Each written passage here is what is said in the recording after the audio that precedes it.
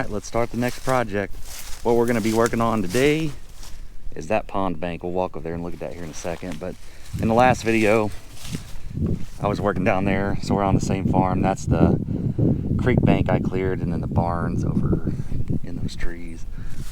But check this out. So we got a bit of an erosion problem going on here. And actually the problem is fixed. I'm here to fix the erosion. So, this pond here has an overflow pipe. It got clogged. Water level raised and caused all this erosion issues. And the worst of it's down there. I'll show you here in a second. But what I'm here to do today is I'm just going to come through. I'm going to fix this whole leading edge here. Starting from here, probably about in there. I'll work my way around. This is the main concerned areas that this customer has, because I mean it's really cutting into the bank. Problem is fixed. Now I just got to fix the dirt. But this here, when this thing was high, this is where it was actually overflowing over the bank, and you can see. But I'm gonna get all this fixed, and my plan is to dig a borrow pit, probably somewhere up there in the woods by the excavator there. I'll do a couple test digs, make sure I don't hit rock, but let's get to it. These are the kind of jobs I really want to get into if I can. I'm really going to start narrowing down. I think my first thing I'm going to do to try to make my life not so hectic is I'm going to narrow our circle, like how far out I work. Because right now I go about, the most I'll go is an hour and a half, and it has to be a really good job for that. I think now that I'm busy, I think I'm going to start dialing it in, getting it closer to home, and then we'll just play the game. It's all an experiment. If the leads slow down and I start running out of work, well, then maybe I'll open my radius up again. But like, it's been quite the treat to be working right down the street from my house, because I'm used to driving an hour to get to my job sites, and if you forget something, it's a pain in the butt. Yeah, I should have brought that mulcher up here.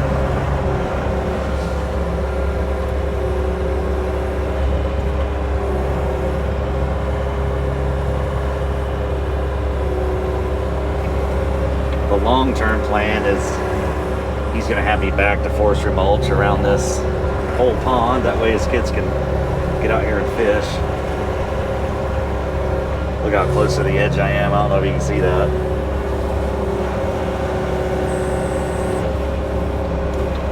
He told me any cedars, get them out of here. I'm opposite of that. I like cedars, but they don't need to be in the bank. That's for sure.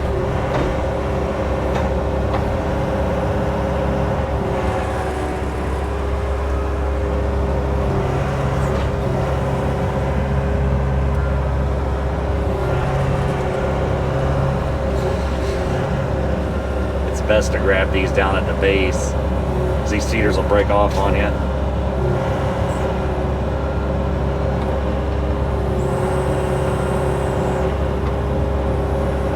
Man, you ever want to open a can of worms on the internet?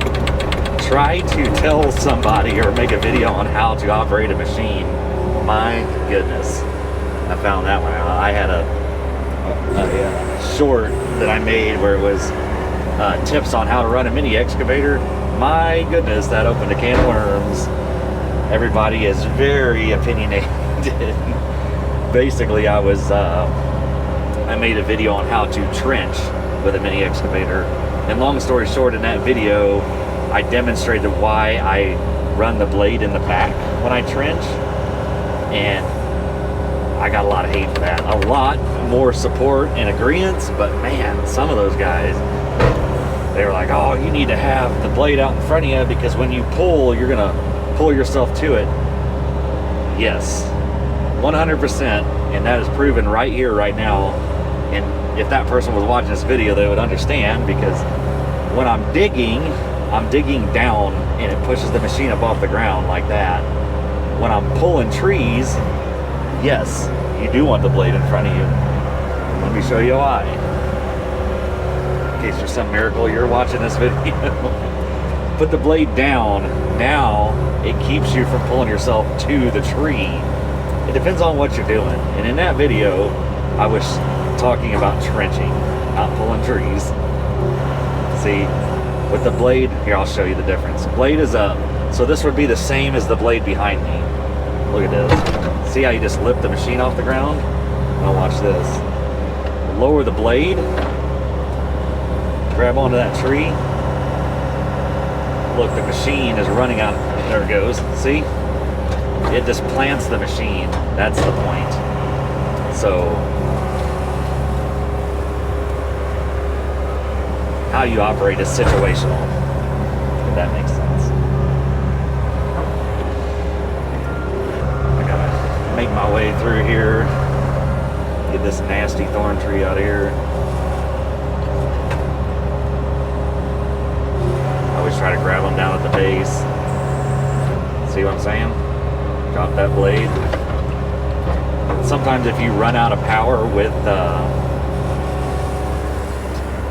your bucket, you can use the blade of the machine and lift the machine and give you just a little more oomph.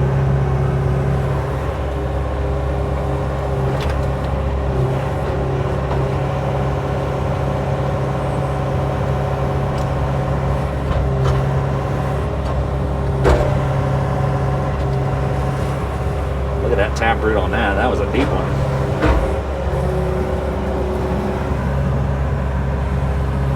I need to make my way into this bad boy. I'm gonna go ahead and just pull this big cedar.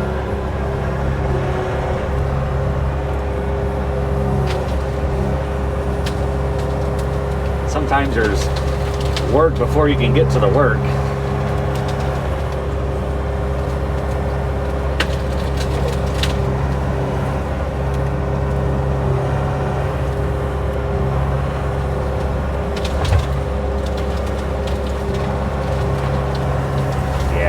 Pull that because this thing's gonna be ugly. This one may push over. We dig the roots. That's the bad part about these cedars. You've seen it was breaking way down at the bottom.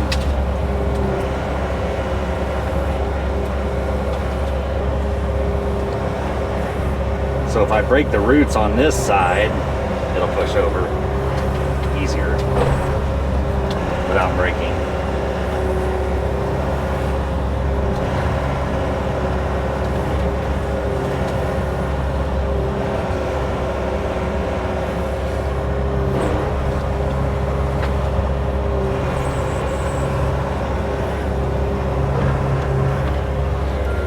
Like that limb right there. Get out of here.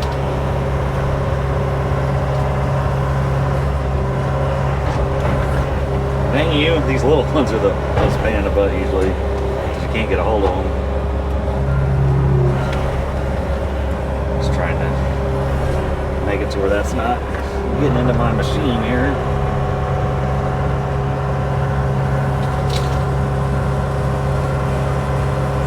There we go. See, it didn't take much, just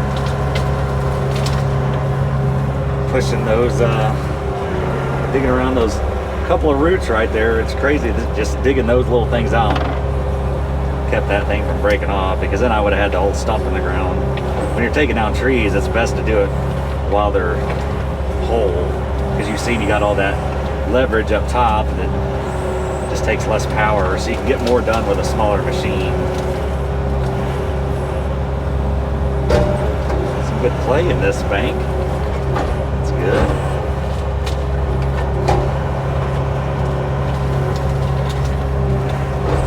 Scoot back, knock some of the dirt off that. So I thought I would talk about how to charge today. Like, how do I bid my jobs? Because one question I got was, how do you know when to charge? By the hour, by the day, by the half day? And that is completely up to you and your situation in business. And what I mean by that is, so let's talk about full days and half days. And So you're talking a 4-hour job or an 8-hour job. That's what I'm talking about when I talk about a full day and a half day. So when you are new in business and you don't have a lot of work, you need to go out and do work. That way you can have proof. You can get reviews, prove that you can do it, build your social media, get content, and get experience and confidence. So half-day jobs, when you're not busy, when you're new, I fully endorse it. And I did half-day jobs for the first few years of this business. And yes, the answer is yes, depending on where you're at. Now, for a guy like me that is busy and has plenty of work, and I know I can get the work, and what I mean by that is, like, if I have somebody call and it's gonna be like a little bitty tiny driveway and I know I can get it done in like 2 hours, guys, I have to charge my full day rate, because if I go out there for a half day turns into a full day. By the time you get out there, unload, do the job, talk to the customer, and then mobilize to the next job, you're not going to do two half-day jobs in one day. It just doesn't work out that way. And it sounds like it would, but in theory, but in reality, it doesn't. So if what I was saying, or where I was going with that, was like, I don't do half-day rates, because if I fill my schedule full of half-day rates, well, now I'm being very inefficient with my time, because I only have so many hours in a week to work. So I need to be productive for all of those hours, if that makes sense. Just having a hard time grabbing a hold of that. So there's your answer on the full day, half day thing. Hourly, I don't work hourly. You need to know your hourly rate, yes, and that's for bidding purposes. And your hourly rate is determined by your overhead and operating costs, what you want to make, your profit margins you want to make. There's a lot that goes into it. There's a lot of calculators out there, guys. There's a lot of videos on it. I'm not going to do a video on it. Dang, camera fell. I will not do a video on it, guys, because I am not the authority in that space by any means. I used information I found online to come up with that calculation. There's a lot of good sources out there, guys. So yes, you need to know your hourly rate. That way you know you're making money. So like if I'm out looking at a job, guys, I don't overcomplicate things, and I'm not doing pond jobs, like building large commercial sites where we're talking cubic yardage, guys. That's not me. I'm not big time. Oh God, we're on a rodeo. I'm not big time like that. I'm just a little guy out here grading driveways and doing brush jobs and doing residential work, 1, 2, 3 day jobs. Like when I'm bidding jobs, I know my hourly rate that I need to make to be profitable, pay my bills, pay myself, and be comfortable. I know what that is. So figure that out for yourself. So when I'm out looking at a job, if I'm like, I got a 1 mile long driveway to do, for example, I don't have a linear foot, I don't have a square foot number. Each road is going to be different. So I go out and look at it, and from my experience, I just look at it and I'll know, okay, I need 2 days on a skid steer, and then I'll figure up the rock and the hauling and all that, and that's how I come up with my bids. I don't overcomplicate it. So, and I am right where I need to be. So forestry mulching is the only thing I'll do by the hour, guys. That is it.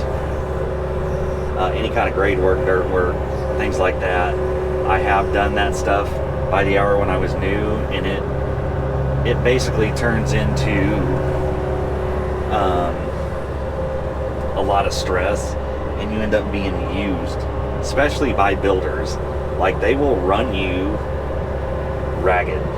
They will run you around, have you do half butt work, just to get a lot done, and I was never happy with that, because it was never, the dirt work was never done to my standard, because it was by the hour, and you're like, okay, that's good, move on, do this, do that. It's like I didn't like it.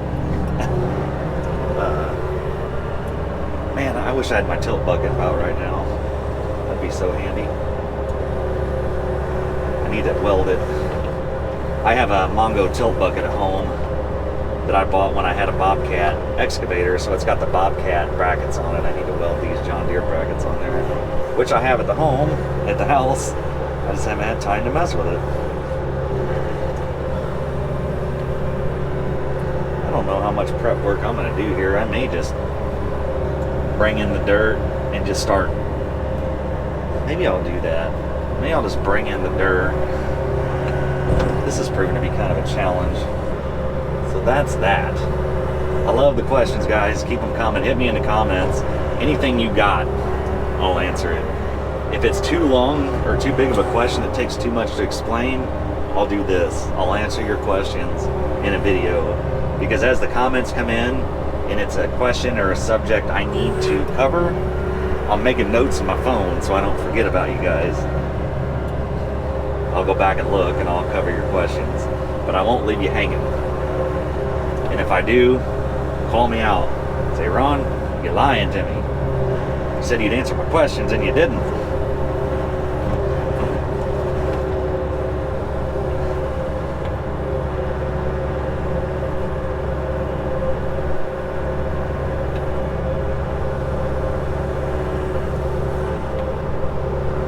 I didn't feel comfortable not pre-shaping this. So I was able to get over far enough here where I could use the boom swing and work from the side. It's going to be kind of muddy down there, so I'm probably not going to be able to get a skid steer down there. If not, I'll be in the lake. And then you guys have something really fun to watch. I'm just going to throw this stuff over the bank here.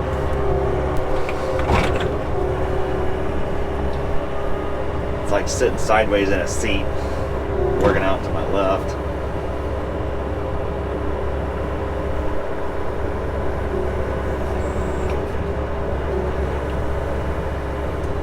I'm not trying to make this pretty, I'm just trying to get it generally in the shape that we want. And I'm going to build this out more.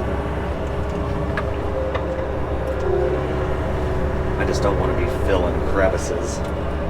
And I don't want to put dirt on top of grass, because that'll erode. As that grass dies, it compromises the soil. So, don't want to do that. A good lump of dirt right there. Let's put that right there.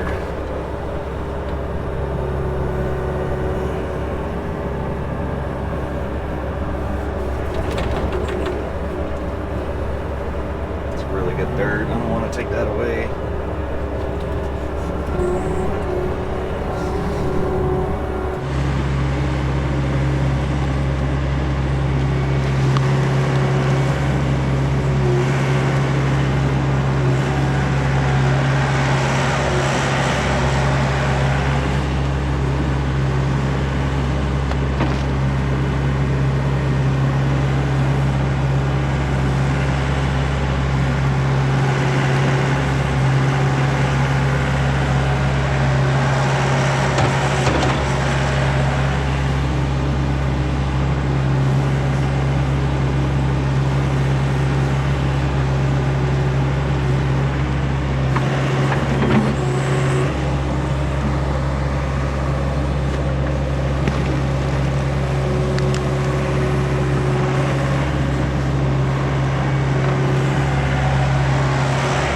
So I'm pretty much shaped up now, so let's go over here and see if we can find a good place to get some dirt.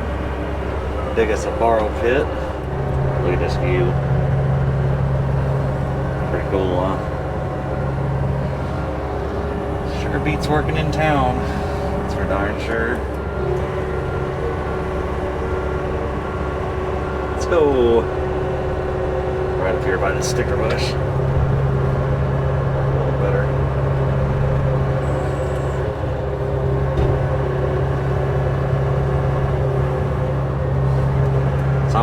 the excavator to dig a pit, and then we'll use the skid steer to move it, the dirt, over to the pond. That's the plan. I'm just doing this because I don't want to tear my machine up and all this brush. Alright, this will work. Let's use this spot right here.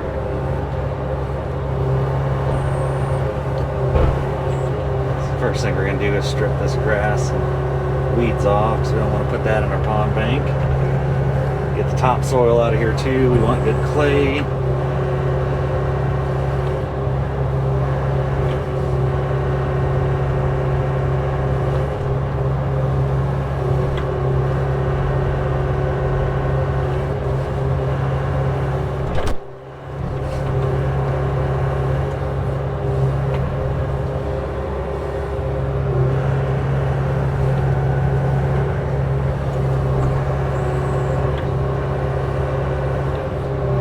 Get too far into this. Let's see what we got here. If this is anything like my house, we'll get about 2 inches down and we'll be in rock. Hopefully we'll get lucky here.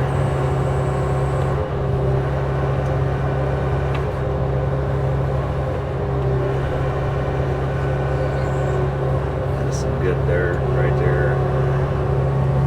Yeah, we're already down into clay. See that? You see the difference between the brown, see where it ends right there, brown, and then you got more of a reddish brown. That's the difference. So this is topsoil from here up, and then that is clay. That's what we want. So let's dig some of this out. I'm going to strip more of this topsoil off.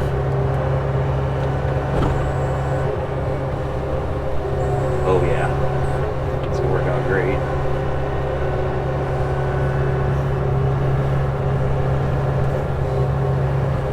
Kind of side hilling right now, so this thing's working the swing up the hill.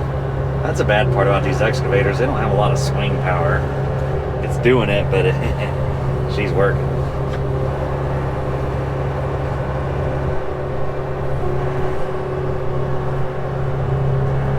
We're gonna need a lot of dirt here, so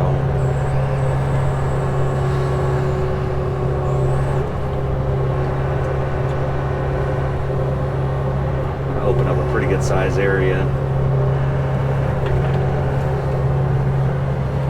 Alright, that's good enough. Let's, actually, I want to swing as minimal as possible. And I might be able to just do this with the skid steer, to be honest with you.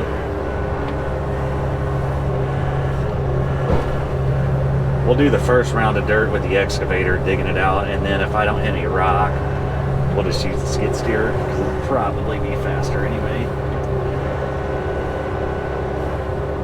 But it's all situational. Okay, let's get us some dirt.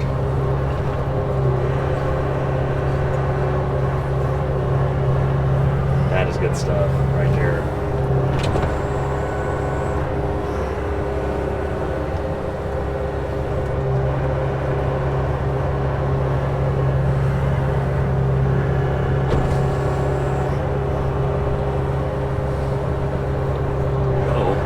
Working out great.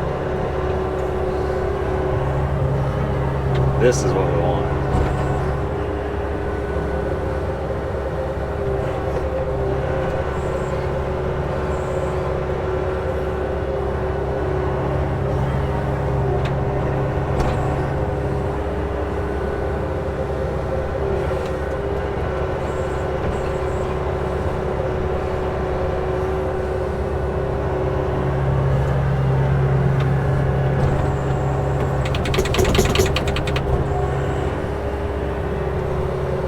Bit of rocky stuff down in there. Hopefully our luck doesn't run out.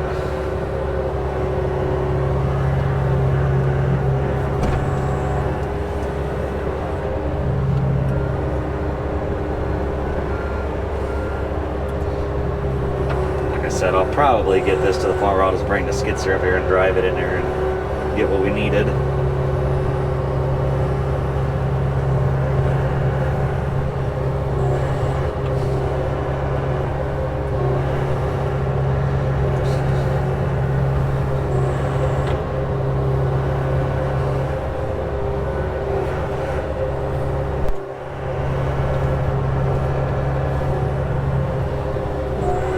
this is really good dirt. Good topsoil too, look at that. I'd put that on my yard.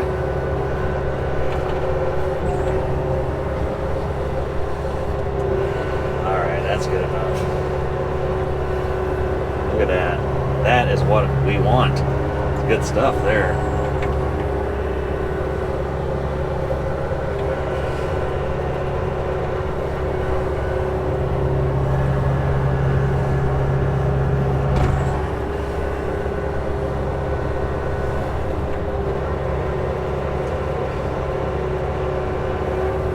Can you guys believe we get paid to do this? I would do this for free. If I didn't have any bills, like if somebody was like, hey, what do you want to do Saturday night? Hey, let's go dig a hole with an excavator. I would do that. We're getting some rocky stuff now.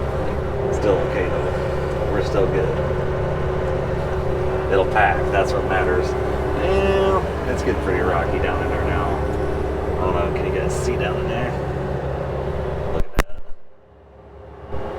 See them rocks? I think I'll back her up a bit. We'll keep with the good dirt since we know it's here now.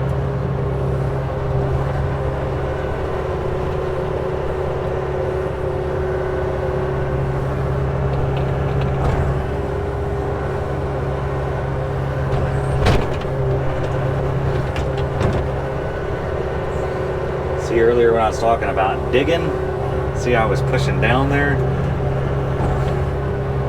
Sometimes when you're digging with a mini excavator, because these things don't have a lot of freaking oomph, look, if you need downward pressure, especially here in the Ozarks where we're at, this is not a good example right here.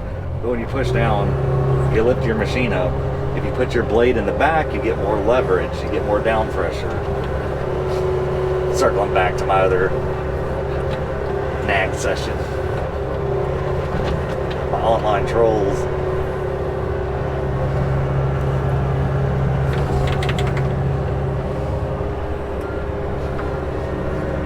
Alright, I'm going to finish this up. I'm going to get this dug out, get a nice mound of dirt there, and then we'll move it down to the lake. Alright guys, so it is now the next day. I ended up getting on a phone call with a buddy and we chatted for probably an hour and a half, 2 hours about stuff. So that being said, I didn't film all of this stuff that I got done here. Like I said, it's the next day, but you can see that mound I ended up getting up there. I brought it all down here with the skid steer, got it generally spread. And then I got to the point where I was going to start grading it again, get this graded out, and I decided, you know what, I'm gonna shut down this job site. I'm gonna run home and weld up a tilt bucket, and that's what I did. So here's my tilt bucket. I had to weld these plates here on it. Not bad for a good old country boy. What do you think? I didn't even take the time to get all my splatter off, but yeah, I'm not a welder, but I can make things stick together. So anyway, so now I am running the tilt bucket on this excavator, and it's gonna make all the world of difference. I did a little test to see how well this is gonna work, and I got this here. I didn't want to look like a total dummy when I used my bucket for the first time in about 2 years. So did a little test run, and guys, let me tell you, don't get old. When I was welding up that bucket the other day, just being hunched over welding, I blew out my back.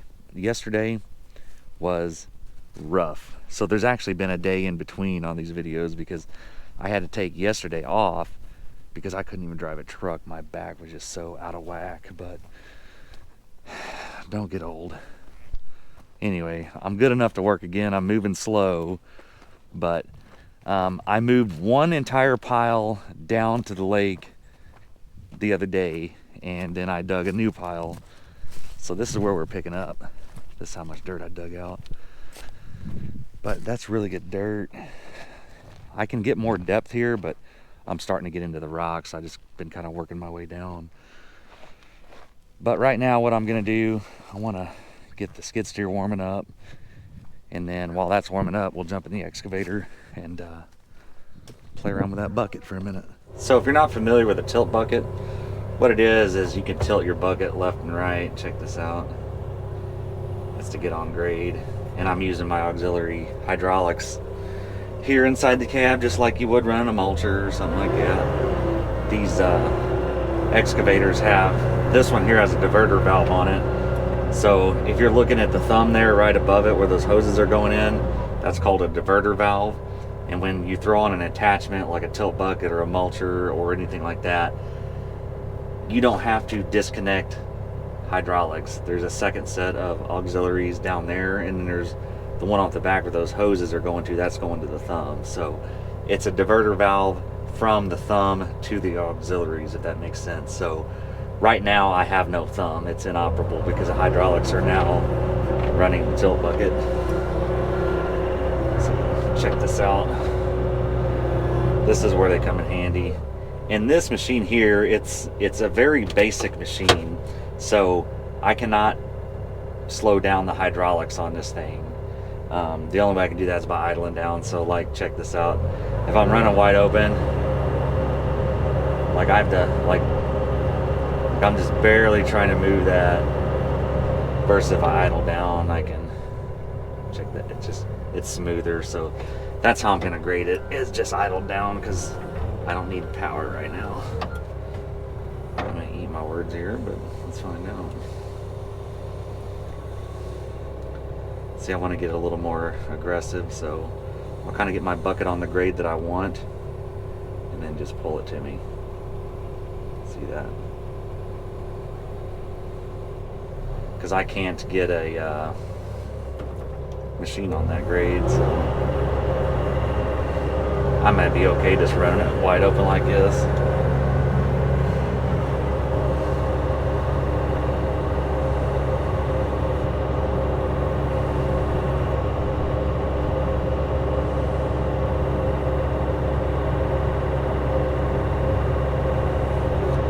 It'll take me a minute to get the hang of it again.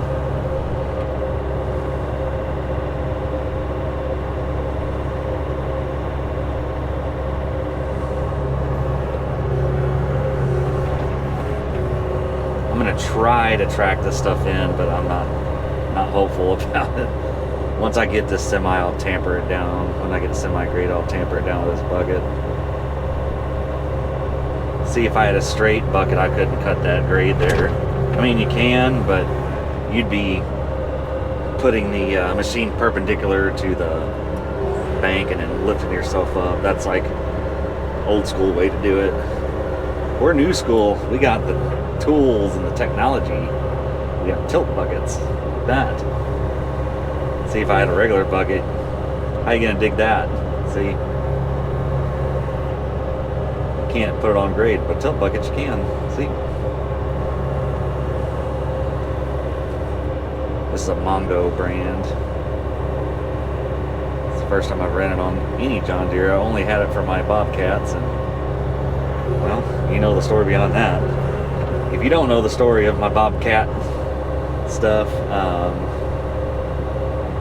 the saga, I guess you can call it, go back in the last video. I think it's called Cleaning Up Around a 80-Year-Old Barn. Go check that out. I talk about why I got away from Bobcat.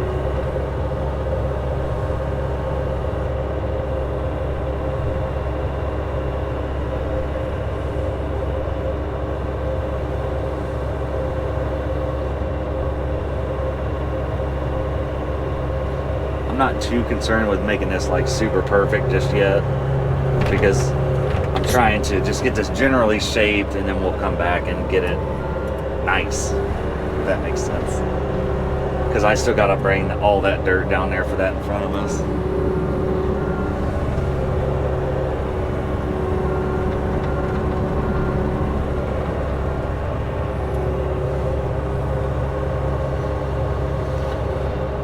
So chances are I'm going to have to grade this a couple times, because it changes, it kind of shapes up as we go. I'm just trying to get the general shape here.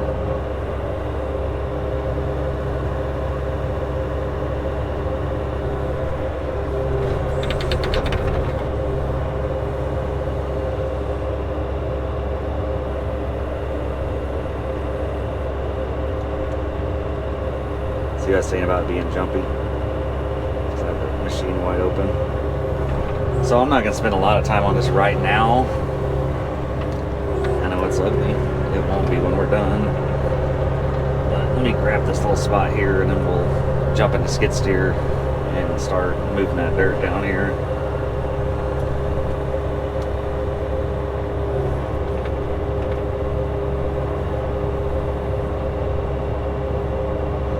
There we go.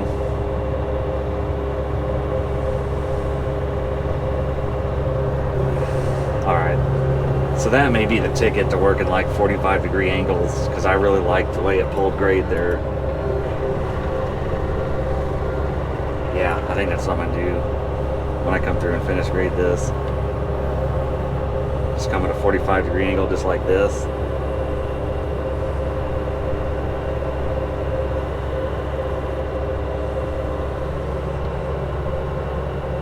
What I'm looking at here is I'm looking at the left side of that bucket, making sure it's barely dragging my grade. See? Boom. So that's a test run with the new bucket. Let's not spend a lot of time on this. Let's go jump into skid steer.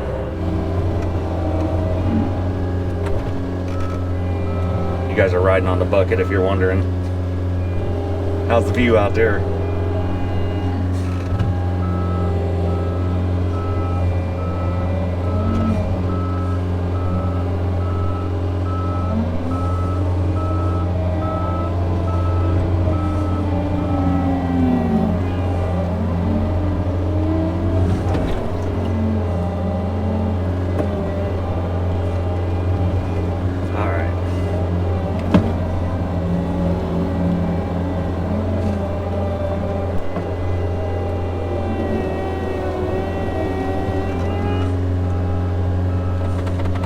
Next time I'll pull that down. It's getting a little steep again.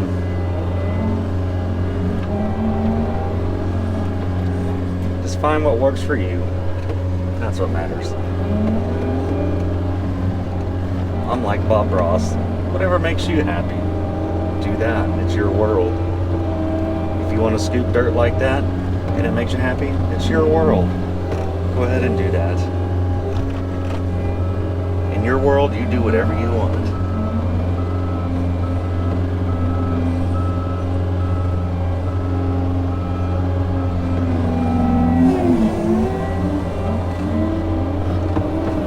My back is killing me. Going over these bumps, man, she's rough. This thing's even got the anti-vibe suspension on it, which rides pretty dang good. Pull this back.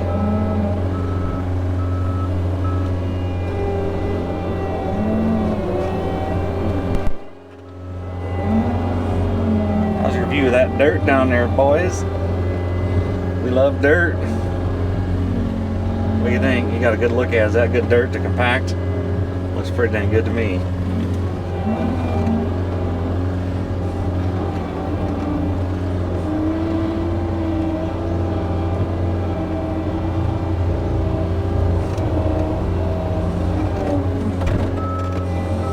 Alright, I'm gonna move the rest of that dirt down here.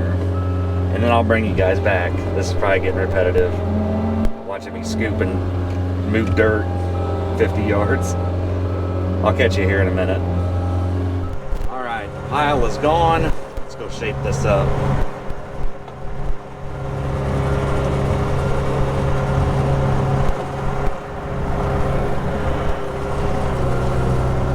Fred worked for me for nearly 2 years, and during those 2 years I probably only ran an excavator twice, because that was like, that's what Fred was good at and that's what he did. So if we were ever on a job that needed an excavator, it was Fred in the machine. And this is a big route,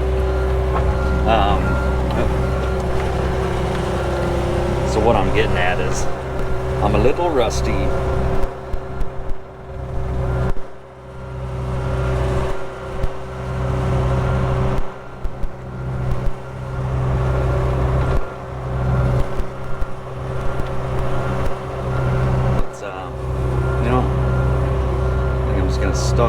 Let's start here. I think if I hit it at a 45, something like that. We'll go through and get her kind of halfway shaped up, and then we'll finish grade it when we're done.